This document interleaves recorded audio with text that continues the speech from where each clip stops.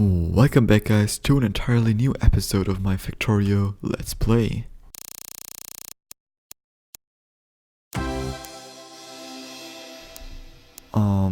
So we are back today with a little time-lapse episode thing. It's actually not that little. I recorded actually quite a bit for that. 1 hour and 20 minutes approximately, yeah. And the last time-lapse episode was around 55 minutes. So this time it resulted in a 34 gigabyte file size, which is quite impressive. But yeah, nonetheless, what did I really do? Actually, I think I got a lot of progress, which kind of makes sense for the fact that it's like 1 hour and 20 minutes. So obviously I kinda just finished the entire furnace array, which means that I let my bots build everything. I just drove a little bit back and forth to get all the stuff required.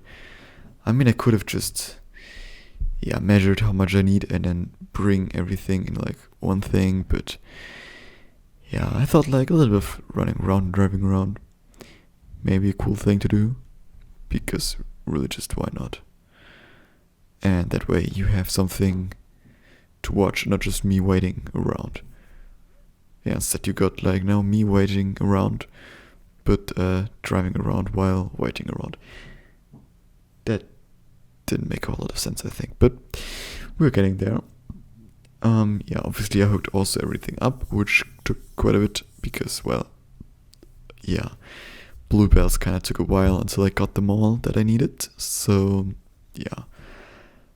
But then I hooked everything in, I hooked the inputs up, I hooked the outputs up, built a train station, which I think worked out pretty well. Then I realized that maybe I should just use double the amounts of bells between the furnace array and the train station, which then worked even better, I think. I think I redid the train station that we built at the base a little bit. Now with like loading and unloading from two sides, which I think is probably the better idea. I mean, we are probably not going to need that right now, but we probably will in the near future. So yeah, it's just good to build things a little bit oversized, especially in the stage that we're in right now. So that's why I upgraded everything a little bit more. So in the next episode, which will be a regular episode again, we just have to like set up the first train or two. We also have to do something about defense, because I also just sometimes looked at the map in great fear, because now everything was running a little bit and it already produced quite a bit of pollution. And I don't want to like have the entire thing overrun by aliens anytime soon. So yeah, I think in the problem we will get throughput issues on the bells up there. Yeah, but I think for now it will be fine. I will be fine. For now it will be fine, I guess. I mean, it's also a pretty big furnace array. And I think we had like at least like 70 to 80% like working when they were filling up the buffer chests. So it will be fine, I guess. So I also want to talk a little bit about my further plans that I like, just what I want to do in like the next 10 to 20 episodes maybe. Because I don't really have another topic to talk about today.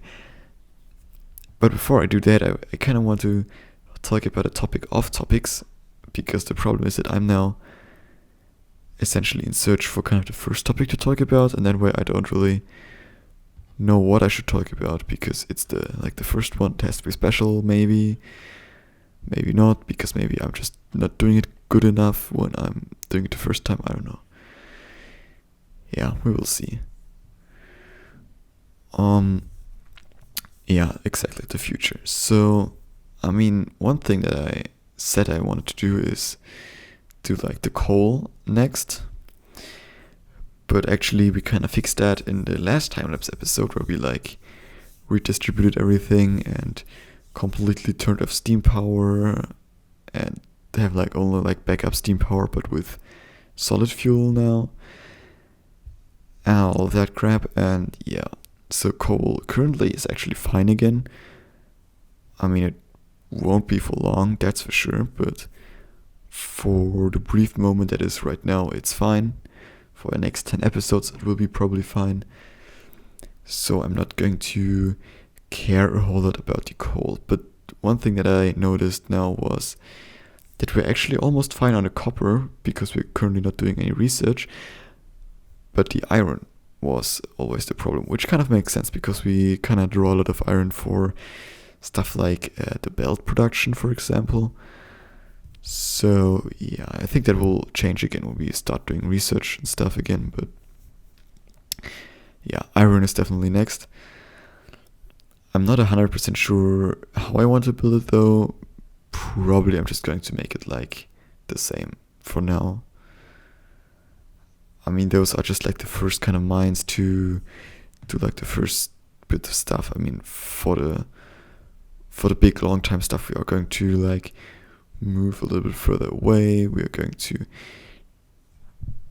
do some other stuff, like definitely longer trains, I guess, and yeah, stuff like that. Just longer trains. Yeah, like in my last megabase attempt or like thing, I think it was like 816 or something, or 820 something trains, which is like, compared to what we are planning for now, it's like ridiculous. So yeah, I'm kind of interested in how this all will end up being and looking like.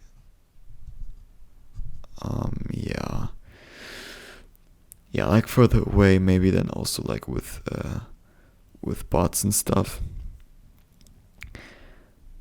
for the smelting, because the thing is with belts at like crazy large scales, you really run into throughput issues, especially in those pretty big ore patches, because you just can run so much belt through it. It's not like you can do like infinitely belts. While with robots you can get close to infinity. Obviously you need enough charging and stuff, but you can like always just pop more ore pores around your thing. I mean, at some point it gets inefficient, but that's not the point, I guess, because like having like your entire ore production like in one space, again, I think is fairly, or again, adds a couple efficiency points probably. So doing it with robots that are like a bit oversized may not be the major issue there.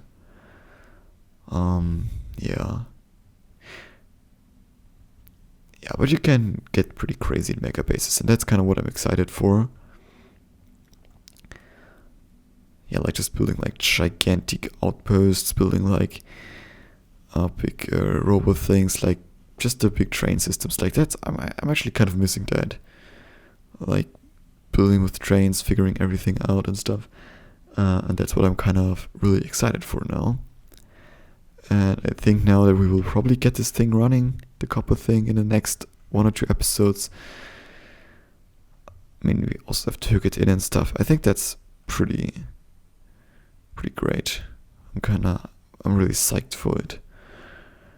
And then like with the iron thing, and we'll be able to restart our science stuff. Yeah, and then we have to figure out like new science production and how we can make that more efficient and maybe a little bit bigger. Yeah.